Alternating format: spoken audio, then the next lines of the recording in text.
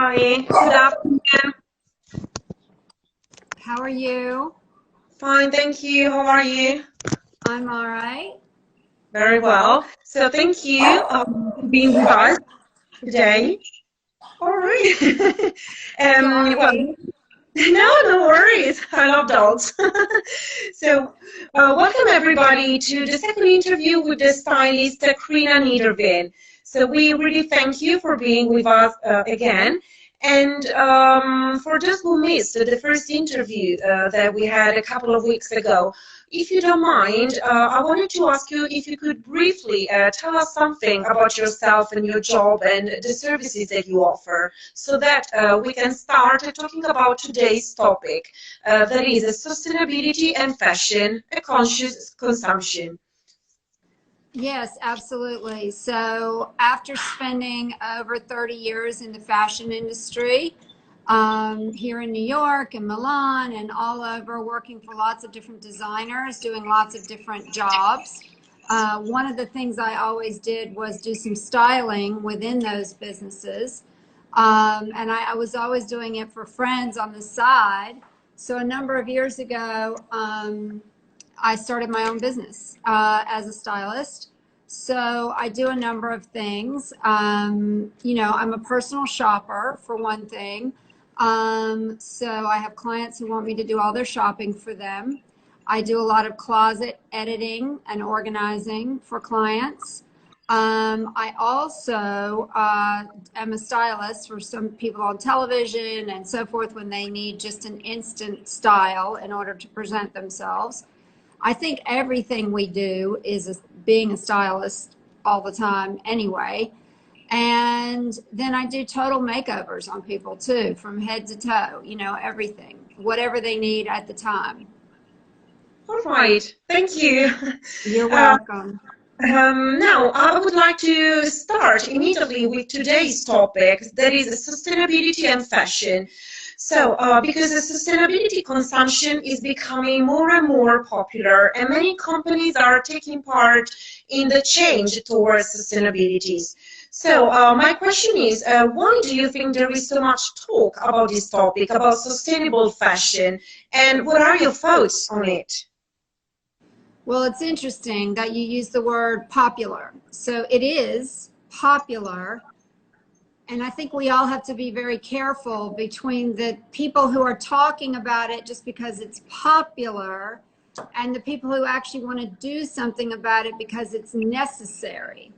And we Yes. have both. There are brands and companies and also influencers out there who do a lot of talk, but they don't really do a whole lot about it. And it's hard. It's not easy to know what to do. And then there's people and companies out there who are really trying to do something about it. We have a global crisis, climate change. It is a global crisis, and it affects everyone. And it's really interesting because it affects what's going on in the world right now. One could argue that our abuse of the environment may have ended us up in this situation with the COVID-19 that we're in right now, not to mention our water, our air, everything else that goes along with that. And it disproportionately affects people of color, which is something people are just now talking about. Yes. So we all, as an entire world, have to do something about it, not because it's popular, but because it is necessary. Okay. Yeah, this is important. I use the popular. Probably I should have used the widespread, but actually, what you pointed out was good, so that we can distinguish between, what is talking Yeah. And um, doing. Yeah. and yes, exactly. And based on your experience, how does it apply to the fashion industry? And how is the idea of sustainability evolving in the fashion system? So it's really interesting. I would say I've heard more about it in the past 18 months than I ever heard before, which is really interesting because the truth is that the fashion industry is a huge contributor to the problem and to, abuses of the environment. There are some people that say it could represent as much as 7% of the damage that is done. So it's a big problem, and it's not going to get solved quickly or easily. You know, if you really dig deep, some of the problems are coming from the actual manufacturing plants. So once cotton or silk or some kind of fibers end up at a particular plant, much of it here in the United States, some of it also in Asia, and then the dyeing and the spinning of the fibers into actual fabric starts to take place. The kind of energy that those plants use, which is mostly coal and oil, is very, very bad for the environment. So if those plants could start using alternative energies, sun, wind, solar, I mean, it could make a big difference right there. Again, not something that's going to happen easily or overnight. For instance, Levi's, which is an American company that makes jeans, they're really trying to look at it and figure out what they can do. That's one company that's trying to do something about it. It affects so many parts of the fashion industry. The fact that we buy fiber in one place, India or China or somewhere in the Far East, then we ship it to the US or Italy to make fabric. And then we take that fabric and we put that on planes and boats and ship it back someplace else to make the actual garment. And then we ship it back again to where we're going to sell it. This is a bad system, but again, not a system that's going to get solved overnight. Yes. It affects, so we could talk about this for an hour. I mean, just alone, there's so many aspects of it.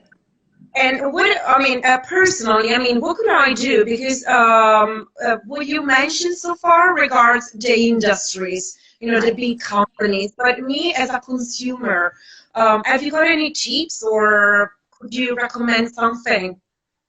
So, yes, there are actually a lot of small things that we can do that can add up over time. So first of all, to know what brands are actually trying to produce their products in a more environmentally friendly way, using less animal products, less leather, less fur, ones that are trying to produce things from some fabrics made from recycled products, recycled plastic. This is just an infinitesimal part of the industry right now, but it is growing. Stella McCartney was probably the very first one to do this from the very beginning, and she should be applauded for that. And now a lot of others are trying to follow suit. There's certain American companies that are trying to do better. Levi's is one of them. There are many others. Patagonia is a sportswear company, more for like technical outdoor sports, not fashion, but they have been a leader in the industry as well. The other thing we can do is try to buy, see, there's a juxtaposition here because I'm somebody who shops for people, right? But Okay. I'm always counseling my people to be very judicious about what they buy. So fast fashion, which is incredibly important and which is huge and which is not going to go away overnight, nor should it, they can take a look at how they can change what they are doing, because, you know, not everyone can afford to buy expensive things. And so when I shop at Zara or H&M or J. Crew or some of these companies that are fast fashion for my clients, what we try to do is be careful about how much. I mean, there was a time when even I would run through Zara or H&M and just throw everything in my bag and walk out with a big bag because the prices were so good. I don't do that anymore, and I don't encourage my clients to do it. You know, if you go there, be careful about how many, just because it's a good price doesn't mean you need it. And if you're only going to wear it once, it doesn't mean you need it and you're going to throw it away later. So try to, if you can, buy high quality items that you're going to wear many times. If you need to buy pieces that are less expensive, just try to be careful about how many you buy and that you're going to use them. The other thing is, whatever it is, whether it costs very high or very low, when you have finished with whatever it is, and I'm editing your closet and we're getting rid of things, we talked about this last time as well. That's what I get. Right. The key is what you then do with it. So the most important thing, we try to make 3 piles when we edit someone's closet. And the first pile is things you can resell. One of the biggest things and one of the greenest things that the industry is doing is the resale industry. You know, all the companies like Rebag and the RealReal and all these companies that are, you can resell your items, someone else is going to buy it, and then they're going to get use out of it. So that's a good green thing to do. The other thing is charities that can use it. I work with 3 charities here in New York that I love, 2 for men, 1 for women, that take the clothes that my clients donate and they give them to people who have recently been incarcerated, people who have recently come off the streets, people who are homeless or were formerly homeless, you know, all kinds of disenfranchised communities that then helps them with their next phase of life, to get a job interview, to have clothes to wear. So those things are going to get used again. Last but not least, there are charities you can give things to just to give away that may not happen. But the thing that we all have to be really careful of, and there's not a good, clear way to solve this yet, is that so much of what sort of gets donated or thrown away ends up in a landfill in Ghana. The biggest landfill of formerly used clothes is in Ghana. The second biggest is probably in Mexico. And, you know, it's really terrible, and nobody has come up with a solution for this yet. And I can't tell you that I have one today. But one of the most important things also is to try and buy as much natural fibers as you possibly can. Every time you buy something that is made from synthetic or plastics, and listen, that's not going to go away overnight either, but those things cannot be broken down and absorbed into our environment, and they end up in our oceans.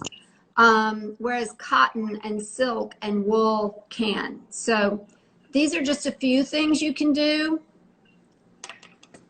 No, but that's very interesting, really. And yes, and fashion, as you mentioned before, is becoming less and less fast and more aware of consumption and the importance of respecting the environment. So, what does it mean for you personally to buy consciously? Is it just about the environment, or I mean, what does it mean for you personally? So the thing of it is, fast fashion has been absolutely huge up until right now. I mean, it's not going anywhere. Those are huge companies that are successful. They're not going away, and they shouldn't. Right now, what is happening right now to the entire industry is going to be the first very big change I think we've ever seen. So what is this going to mean? I can't tell you that I have all those answers right now. I can tell you that I think all fashion, slow wear and fast fashion, are going to take a look at how many times a year they deliver. Do we really need 12 deliveries a year, or are anywhere between 3 to 6 okay? The goods might stay in the stores a little longer. They may not be marked down as quickly. So fast fashion is not going anywhere. It's going to stay here. It's just going to need to evolve some. And all fashion is. I think, you know, always taking a look at vintage is great. I love vintage as a stylist. It's really important. So that's another way that you're buying something previously used to use again. A really hot trend, which is both popular and great and useful, that's been going on, is the repurposing of things. So lots and lots of denim brands have been taking old denim, like Redone did it first very successfully, and making new jeans out of it instead of making new cloth. Or, you know, the whole patchwork quilting trend, which is taking repurposed fabrics and making them into very current fashion, which I happen to love. It's so hot. That's a really great thing to do. So, yeah, I mean, it's going to take a little bit of everything. Yeah. And how can your profession help to buy consciously?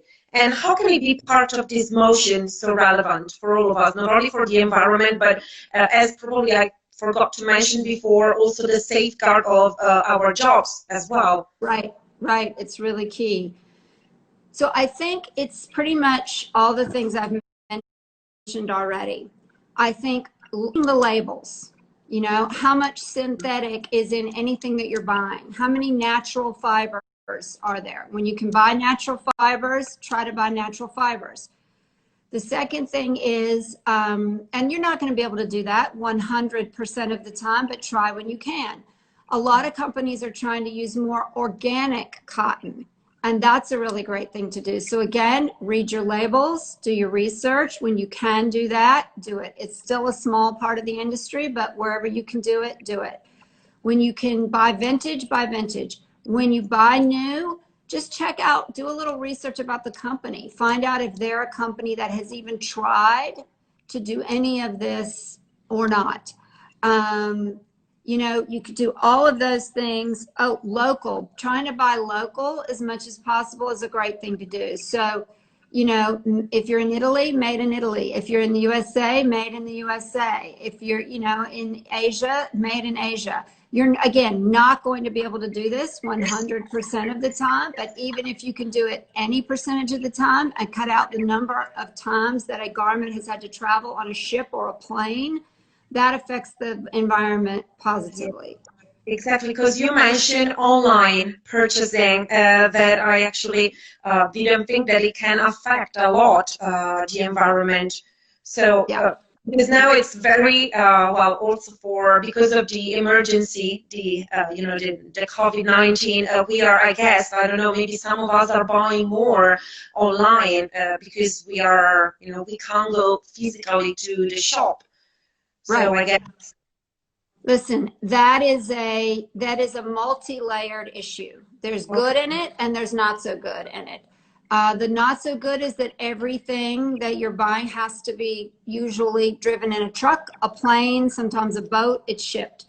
So the not so good is that instead of walking into the store and purchasing it and walking yourself back to the store to take it back, you're asking it to go on another truck or another plane to come to you.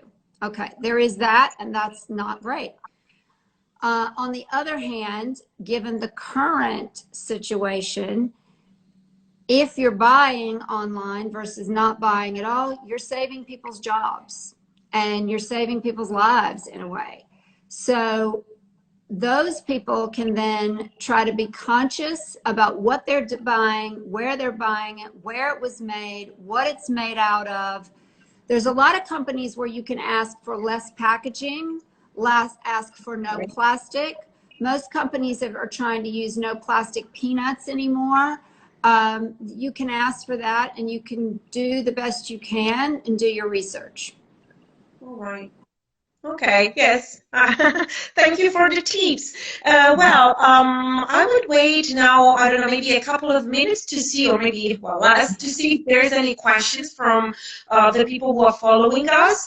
And in the meantime, I don't know if you want to just give a final comment, a final tip, some final advice to all the people who are following us. Well, I would just say, you know, first of all, the most important thing that any of us can do about any of this is vote.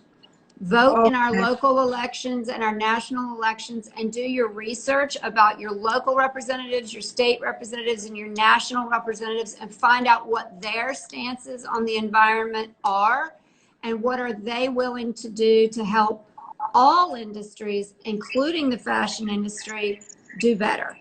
The other thing you can do is do some research. Bazaar magazine actually set up a great organization called the New Standard Institute. And if you find that, the New Standard Institute, you can go and you can fill it out and you can become a member of, and they'll send you updated emails about what different people in the industry are doing to try to make things better. Hey, that was great. So thank you for being with us. Thank you for all the great advice and the experience that you are giving us. And well, we look forward to having you again, maybe next Thank time, you. with another interview. And for anyone who wants to have, wants to get in contact, get in touch with Kriena Nederveen, you know, you can go online and on Fashion Mentor app and well, look out for her. In the meantime, well, thank you very much again, and You're welcome. we'll see you next time, and for the next broadcast of Entrust Professionality. Thank Thank you. you. Bye Take bye. care. Bye-bye. Thank you.